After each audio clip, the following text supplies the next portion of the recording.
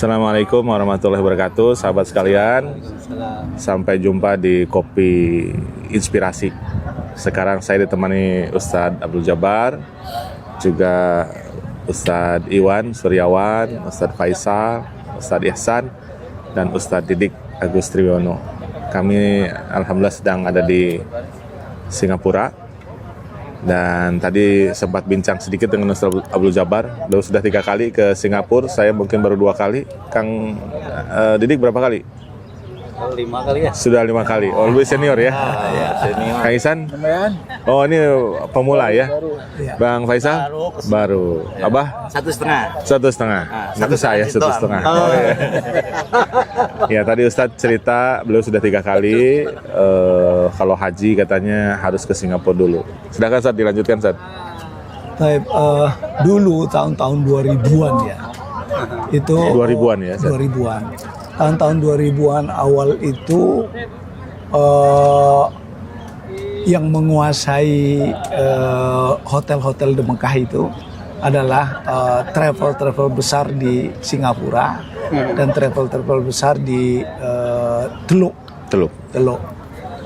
Sehingga kalau kita mau booking hotel untuk ONH Plus di Mekah itu, orang hotel udah habis, kalian beli di sini aja. Ke Singapura. Di Singapura ataupun ke Teluk.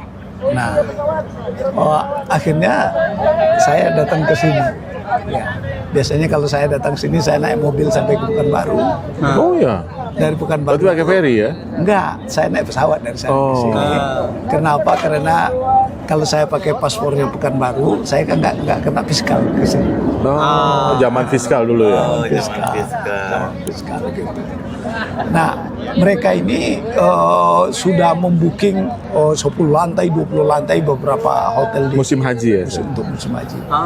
Jadi kan, misalnya nih haji tahun depan, bulan Muharram itu sudah, kita bulan Muharram sudah tidak ada itu hotel itu, udah mereka booking setahun sebelumnya. Karena uangnya banyak ya di sini. Nanti mereka jualannya di situ. Nah, yang membelinya travel Indonesia, dan travel Malaysia. Karena ONH Plus Indonesia itu tuh ONH Plus bukan plus banget. Abal-abal ya? Bukan abal-abal. Bukan abal. Jadi mereka di Mekah itu menjual hotel tuh 1 bulan. Tanggal 25 Zulhijjah sampai tanggal 25 Zulkaidah sampai 25 Zulhijjah. Ya betul. 25 Zulhijjah. Itu udah. Kalau kita mau beli sana, beli untuk 1 bulan segitu. Paketnya. Dia jualannya 1 bulan? 1 bulan. Berarti bisa dipakai umroh dulu berarti ya? Nah, oleh saya itulah mereka itu mengketeng. Yang di sini aja tukang keteng dibagi 3. 10 hari pertama sebelum tanggal 4 Zulhijjah. Kemudian 10 hari kedua adalah tanggal 4 Zulhijjah sampai 14 Zulhijjah. Kemudian 14 Zulhijjah sampai akhir. Itu ada harga berbeda. Ya. Harga pertama dengan harga ini biasanya 1/4 harga. 1/4 harga, ini setengah harga yang tengah ini. Nah, mayoritas travel Indonesia itu ngambil ujung ini. Oh, ujungnya. Ujung ini. Karena kalau di sini paketnya harus ada 300. Enggak kuat ya. 300 juta per ini baru bisa masuk di sini. Jadi makanya paket kita itu 20 ribu dolar itu segala macam karena ini. Nah, di sini ini yang mahal. Sebab pada waktu ini dia harus menyewa 2. Nyewa hotel dan menyewa kemah. Di Arafah Mina. Kan Al-Muznah ya? Al-Muznah itu. Itu Al-Muznah itu harganya mulai dari 9.000 rial per 1 orang sampai kepada 3.000 rial. Tergantung dekatnya dengan Jamarat. Nah, maka oleh itu kita nggak kuat masuk ini. Travel Indonesia tuh ya mayoritas ya, mungkin maktur cuma yang bisa, yang kelasnya itu yang itu hampir maktur gitu. Nah, ini yang menyebabkan saya sering ke sini kalau sekarang masih begitu Ustaz? Nah, setelah perkembangan berlanjut, mereka jualannya langsung ke Indonesia. Oh, dari Saudi langsung Indonesia? Ada orang ke sini, ada orang Teluk, ada orang Langsung datang Indonesia? mereka buat apa namanya istilah Kantor perwakilan di sana. bukan kalau makrot kalau apa tuh eksibisi. Iya. Nanti kita Pameran. beli di situ. Oh. Nah sekarang lebih maju lagi, mereka punya perwakilan di sana Oh. di Indonesia. Jadi kita nggak perlu. Apa lebih murah harganya dengan dulu dan akan sekarang? bersaing, kita bisa milih kalau Oh, jadi lebih enak ya? semakin banyak kan dulu tuh. Nah itulah yang menyebabkan saya datang ke sini. Jadi datang ke sini bisnis terus. Masya Allah. Ini sekarang dalam rangka bisnis juga sekarang? Iya. Bisnisnya heran. Masya Allah. Ini bisnis ini bagaimana bisnis kita berjalan maksudnya. Apa kesan Ustadz terhadap Singapura setelah Ustadz 2 hari ada di Singapura, 2 hari 1 malam? Ya kesannya yang pertama sekali kalau keteraturan pasti sudah menjadi persoalan. Yang kedua ini kan etnisnya banyak sih ya. Jadi mereka mengaturnya dan populasi orangnya tidak banyak. Ya, 3,2 juta. Iya, itu kan sama dengan Kabupaten Bekasi cuma kan Iya, iya. penduduknya. Dan itu negara. Negara. Kan? Nah, kita nggak sampai 1 kabupaten kan. Sampai kabupaten. Tentu itu mengelolanya akan lebih mudah. Iya. Lebih mudah itu yang saya. Makanya dia maju lebih Jadi oleh cepat. saya itu kalau perbandingannya, kalau kita membandingkan Indonesia sama saya itu bukan sebuah perbandingan. Bukan perbandingan. Sebuah perbandingan gitu kan. Baik. Jadi kita perlu belajar ya. Perlu Tapi belajar, kalau ya. untuk perbandingan saya pikir tidak Tidak tepat membandingkan Indonesia dengan Singapura. Iya. Cuma bagaimana kita bisa mengatur Ya. negara ini bisa teratur seperti ini yang mungkin yang perlu kita. Sekarang Bandung mungkin dari kota Bandung mungkin bisa ambil beberapa proyek. Ya, cuma kan kekuasaannya bagaimana? ya, gitu. kekuasaannya beda. Beda kekuasaan. Keleluasan Sekarang pembuatan yang sudah 5 kali, ya yang sudah 5 kali ke Singapura, apa kesan? tetap enakan di Indonesia. Tetap ke Indonesia. Ya.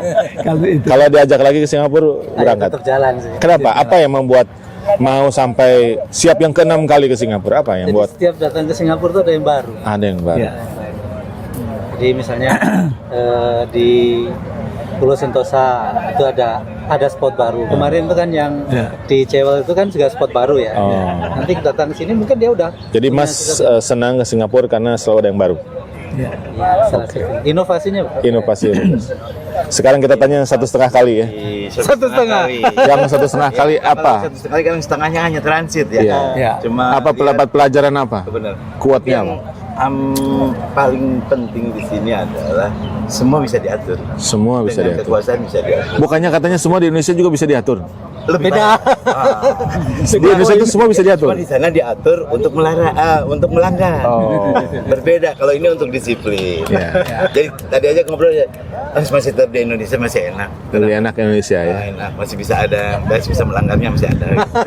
Ada space. Ada space kita untuk Masya Allah. berkreasi, Iya. ada space untuk berinovasi. Di sini katanya terlalu banyak peraturan ya. Iya udah langsung robot kan.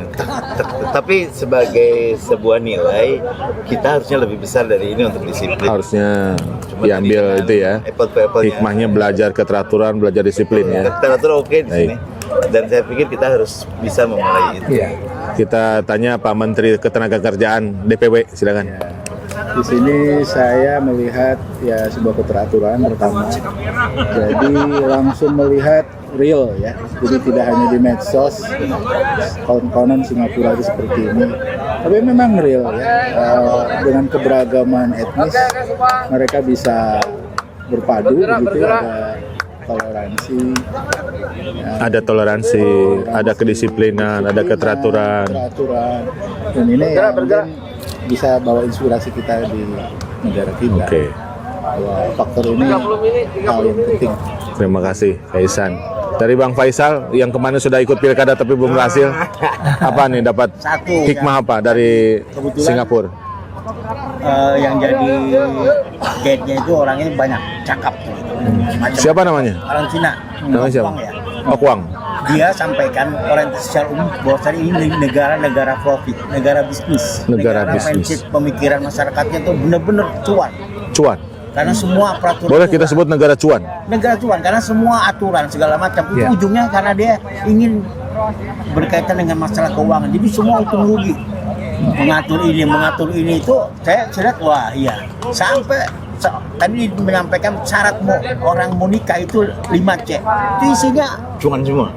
Cuan semua. Salah satunya cuan, kartu kredit, kemudian punya komunium, polis. Iya, jadi luar biasa. Saya bilang bang begini, dia aja belum nikah. Belum. Pada usianya sudah. Karena berat. Karena tadi berat.